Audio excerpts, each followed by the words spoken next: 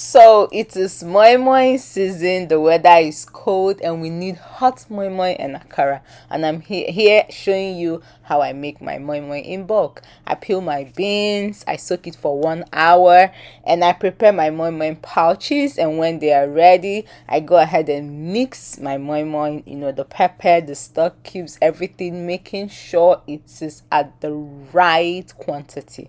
And I pour them into the moi moi pouch and I cook for at least 1 hour on a very high heat. And I do that because I cook in bulk.